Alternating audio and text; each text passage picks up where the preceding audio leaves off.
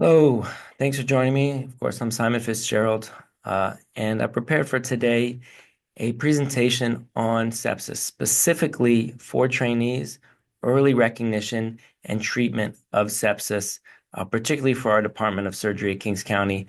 And today's that I'm recording is March 14th, 2025. But this is something that all trainees should be able to recognize and manage quickly, so this is likely to be replayed in the future. And of course, trainees at this point are almost certainly at least somewhat familiar with the concept of sepsis, but I want to start in the beginning by pinning down some important definitions. And I think this gets to one of the reasons why this is so important for us to draw attention to right now, in that in the last 20 years, a standardized response to sepsis has kind of risen and then fallen and is kind of rising again. And I think part of the problem is some of the definitions, some of the criteria um, had been in flux, and I think that confused the message a little bit. So why it's important for right now for all of us to kind of agree on how are we going to recognize and approach what is a life-threatening condition that we see regularly in the hospital and whose outcome is in many ways dependent on rapid recognition and correct management of the condition. So sepsis is, conceptually a dysregulated and in fact life-threatening physiologic and immune response of the body to infection. On a technical level, in which can be helpful in identifying responding to sepsis, it's a confirmed or suspected infection accompanied by two of the SIRS, the systemic inflammatory response syndrome criteria. And this is one of those definitions, criteria, which had changed somewhat, but I think is still helpful and is still recommended at this time to use these criteria when recognizing and managing sepsis. Severe sepsis is this condition that is complicated by organ dysfunction, right, related to poor perfusion of the tissues. And septic shock is the sepsis-induced hypotension, despite fluid resuscitation and with evidence of tissue hypoperfusion, which is usually that same concept of organ dysfunction. And I'm going to focus, there's a somewhat different approach to pediatrics, right? The physiology is a little bit different. And I'm going to focus on adult sepsis for today. All right. And these are those SIRS criteria, the systemic inflammatory response syndrome. Extremes of temperature, either fever or hypothermia, tachypnea above 22 breaths per minute, tachycardia, which is a heart rate only above 90, right? Often we think of tachycardia as being above 100 or even 110 or 120, or leukocytosis or leukopenia below 4,000, right? Any of these, along with any of these are SIRS criteria, and along with a suspected infection, if you have two of those criteria, meet the definition of sepsis. I'm mentioning this Q-SOFA criteria here, even though it's kind of fallen out of favor, because this is something which rose in prominence and interest briefly for the use in diagnosis and managing sepsis, but has fallen off a little bit. And you can see they're similar, right? They're looking at hypotension, they're looking at tachypnea, and this Glasgow Coma score, we'll talk about a little later, is a marker in some ways of hypoperfusion in many cases, is evidence of end organ dysfunction. But that's the last I'm going to talk about Q-SOFA criteria. It's this quick sequential organ failure assessment.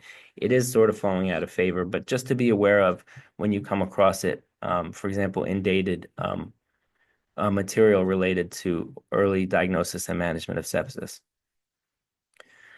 And why is sepsis important? It basically is associated with poor outcomes, with increased mortality. How much mortality, what that rate is, depends on how it is managed. So it depends what, year and what location you're looking at the data, how effective was the management. It differs depending on age. But even just sepsis meeting those SIRS criteria and infection can have up to, 20, 25% mortality in some series. Septic shock even higher. And as you look at septic or septic shock in the elderly in extremes of age, those numbers can increase dramatically. And even after surviving sepsis acutely, there's increased mortality for months and at least up to a year, if not years, long term because of, long-term morbidity related to this insult, this acute life-threatening infection. And I have on here a picture of Rory Staunton. He, I think, was 12 years old, from Queens, went to school at the Garden School in Jackson Heights, and he had what was initially a trivial injury in gym that must have gotten infected. And even though he presented to physicians, he went to the hospital. I think he was at NYU. It was not recognized. He was meeting the sepsis criteria. He had a source of infection that wasn't recognized. He was discharged, and the disease progressed to a life-threatening and ultimately a fatal soft tissue infection, and the systemic response to the sepsis. This was in, I think, 2012. So the Stop Sepsis or Surviving Sepsis campaign we're going to talk about a little bit, had started earlier in the 2000s, but this happened in New York, even though it was a child. It was picked up by media, including the New York Times, and his family really pushed to improve adaptation of standardized response to recognition and treatment of early sepsis, and using the missed opportunities, right? The failure to rescue Rory Staunton as a sort of a warning case that if it's not managed correctly, people who would otherwise have excellent outcome and a long future ahead of them can very quickly progress to a fatal situation. All right, and as I mentioned, a lot of the work related to the early diagnosis and management of sepsis came out of the Society of Critical Care Medicine in the United States and its European equivalent, and was described as the Surviving Sepsis Campaign. And one of the useful, sort of implementable parts of their campaign was this sepsis bundle, which had a lot to do with not only recognizing sepsis, but treating it quickly and putting a kind of a timestamp on that.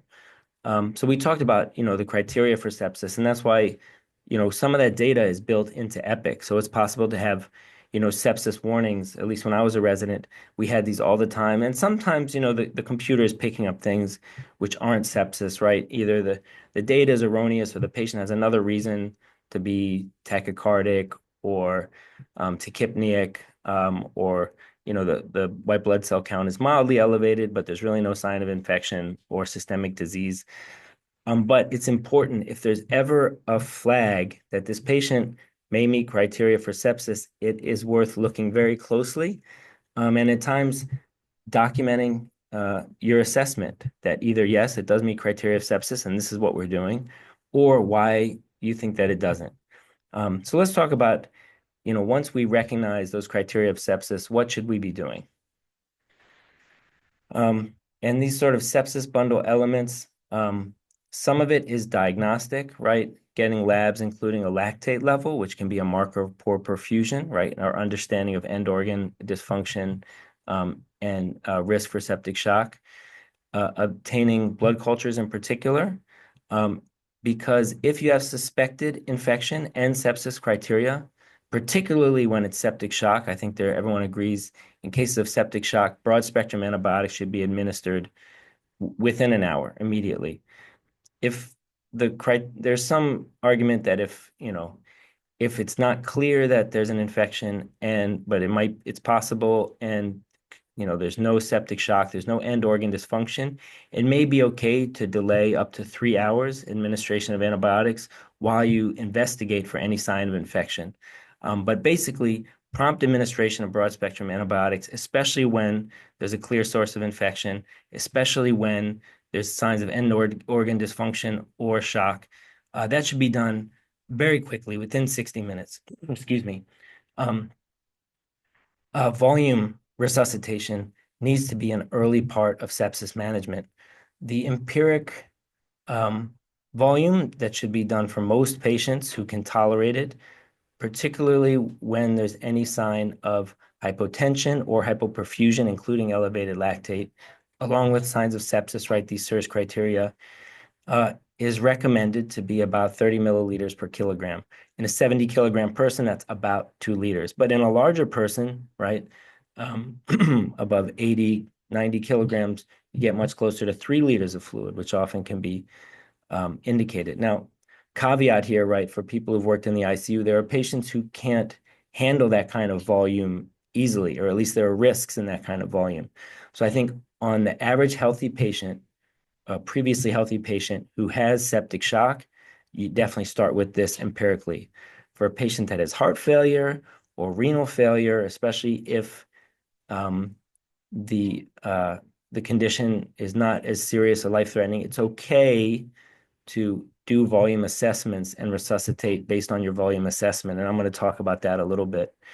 And again, uh, if needed, then vasopressors to maintain a blood pressure in most people of a MAP of 65 is agreed upon. Um, even while administering volume resuscitation, even if you don't have central access, it's okay in most cases to start with peripheral vasopressors while you give volume, while you get central access. Um, and the other point, which isn't in the Surviving Sepsis campaign, but I think is important in our context and probably should be in most hospital contexts, is to escalate. If you recognize a patient with newly diagnosed sepsis, don't keep it to yourself. Don't be the only person out there responsible for this. Make sure your chief and probably your attending know as soon as possible for any suspected sepsis. 100% absolutely based on our escalation criteria, any septic shock, obviously, the attending needs to know about it right away. And what's nice about the bundle is that it can be implemented into EMR such as Epic, and it also offers an area to collect metrics on quality and quality improvement, particularly for critically ill patients such as those with septic shock. Now, one thing to note is that the 1 hour bundle is the starting time from the criteria being met to recognizing sepsis and septic shock and beginning the process. Um, it's, it's not always necessary to give someone 3 liters within 1 hour, but the volume should be started. The blood cultures and labs should be started, and antibiotics really should be started within an hour wherever possible. And the continuation of that, within 3 hours, usually the volume resuscitation, at least the initial attempt, should be completed while we're getting more data, such as serial lactate, serial ultrasound, other volume assessments we'll get into. Because the point is that minimizing the time from recognizing and treating sepsis improves outcomes in septic shock. Right, as I mentioned earlier, when there's shock and a reasonable suspicion of infection and therefore sepsis, antibiotics should really get in quickly within an hour. And this has significant impact on outcome, particularly right in the case of shock. If somebody does not have shock, does not have end organ dysfunction, and there's some question about whether or not this is an infectious, it's okay often to start with diagnostic tests and try to establish if the antibiotics are beneficial or indicated when the patient is not critically ill, when there's no end organ dysfunction, when there's no shock present, to up to 3 hours to decide whether or not if antibiotics are appropriate at this time. And we'll talk about what does that assessment look like. And as I mentioned, as I alluded to, one of the other parts of the initial sort of enthusiasm for this surviving sepsis or stop sepsis kind of bundle was idea of a goal-directed resuscitation, right? Not everyone is going to need the same volume of fluids, even though we know, right? Sepsis involves a peripheral vasodilation, right? Often patients may have other reasons to be hypovolemic to start. And so they often or almost always need volume. But then how do you decide how much? How do you decide when to stop? And I agree that we should be using physiologic data to decide whether to continue or to slow down our volume resuscitation. I think a lot of the data on, initially using these goal-directed resuscitation, probably we're not using the best goals. A lot of the data was done including looking at central venous pressures or central venous oxygenation, which one requires the central venous access. And two, those just might not be the best data to track and to treat. So I agree with goal-directed resuscitation, even though you may hear that the data is not totally clear on that. And we should be aiming for physiologic data like blood pressure and heart rate, but as well as urine output, as well as looking at lactate or base deficit, which are markers of hypoperfusion of tissue ischemia. And of course, in this era at our hospital, the use of point of care ultrasound to do serial volume assessments, right? With every patient, you're trying to decide, are they hypovolemic or are they not? Because there are other reasons for shock, right? And including there are other reasons for shock in sepsis, right? We know about septic cardiomyopathy. There may be patients who are septic, are in shock, need some volume, but will not get better with more and more and more volume. At a certain point, they may need inotropy, right? They may need something like epinephrine, which we'll get into, or may have some other treatable condition, which volume may not be the answer for. So I think in our context, particularly for patients in septic shock, we probably should be doing point of care ultrasound as a standard in volume assessment and serial volume assessments in these patients, as well as the lab values, as well as serial urine outputs.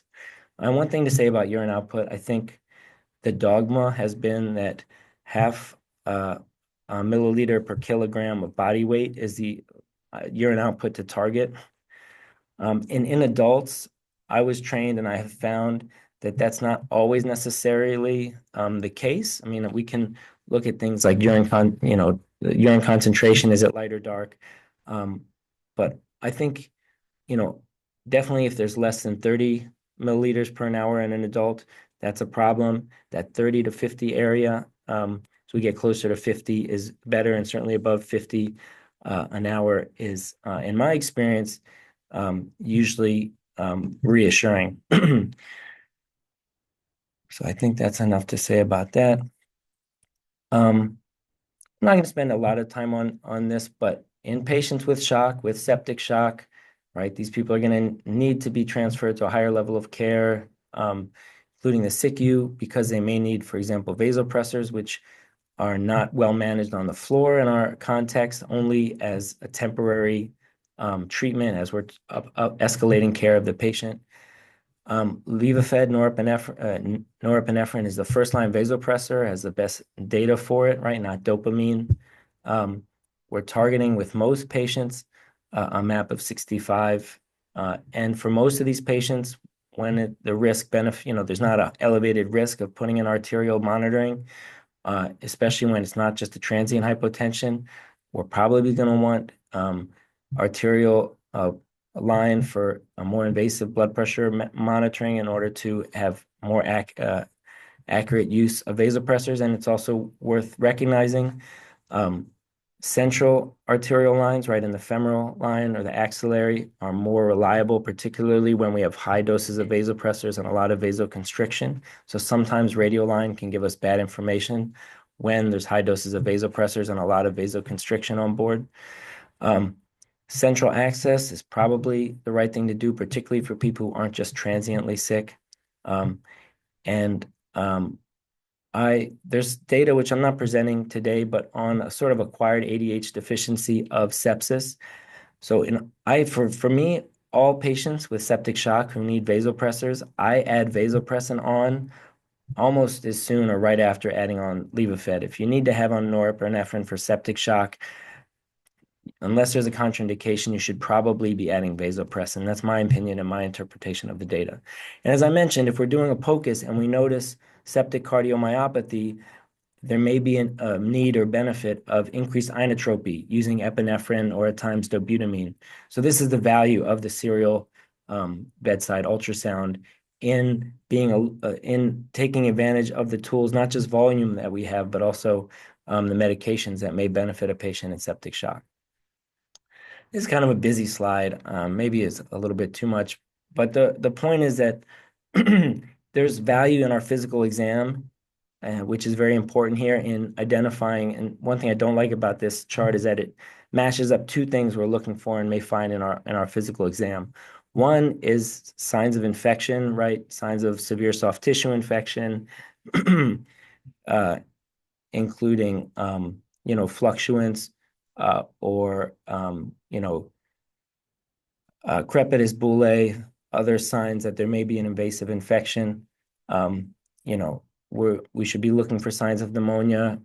For a patient who is completely on the vent and out of it, we should be doing a full exam, including considering a rectal exam, looking for something like an abscess that the patient can't tell us about if they can't speak and advocate for themselves.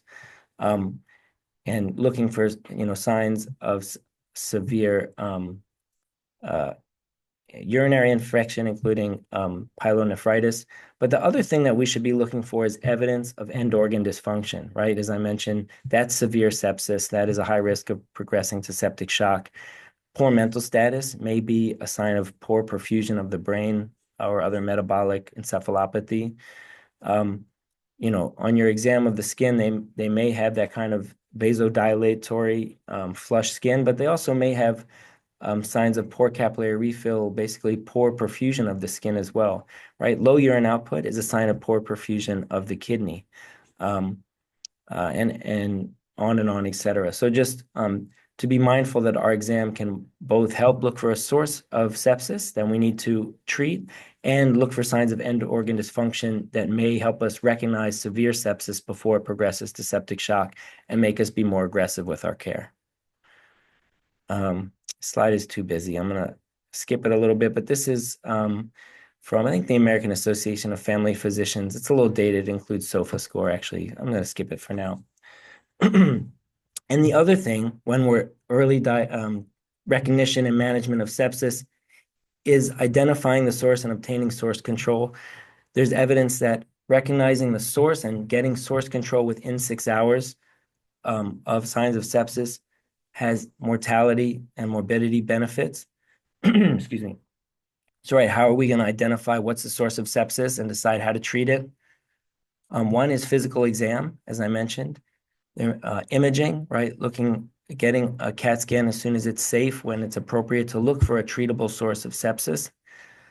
But something else to keep in mind is there is a role, particularly for post-operative patients, for diagnostic surgery when there's sepsis and a high suspicion that it may be, for example, in the belly. I trained with laparoscopic surgeons that did a lot of laparoscopic intestinal or foregut surgery.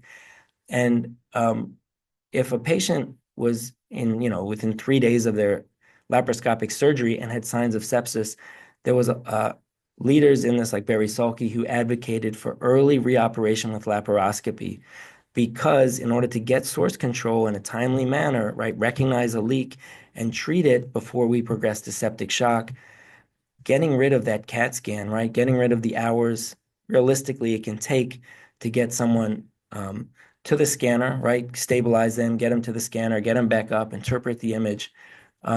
Whereas the morbidity, particularly for laparoscopy, of putting a camera in and identifying if there's a serious problem and treating it quickly may have serious benefit to the patient in terms of morbidity and mortality.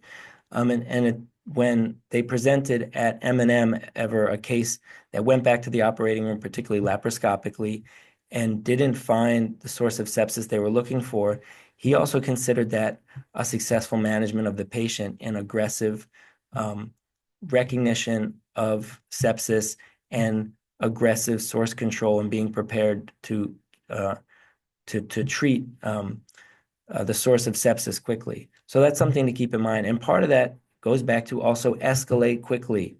Every single septic shock patient should be escalated to an attending, and really every sepsis patient should be escalated. Don't be the intern or junior resident by yourself with a patient who is progressing into this potentially life-threatening condition. So let people know what's going on. Even if you know exactly what to do, show off by escalating to your chief and to your attending and say, here are the signs of sepsis in this patient, and here are what we're doing to confirm the diagnosis and to treat it and manage it quickly. And then you'll build up trust with people that you're working for, that you're someone that knows what you're doing. All right. I'm not doing this in person, so there's no questions. In the future, we'll take questions on this, but something you can do, go to the Society for Critical Care Medicine, the Surviving Sepsis. There's a lot of resources there, including videos and articles, literature, and other data to support this management strategy for recognizing and treating and managing sepsis promptly as part of this Surviving Sepsis campaign. Well, thank you for your attention, and hopefully we get a chance to do this in person as well.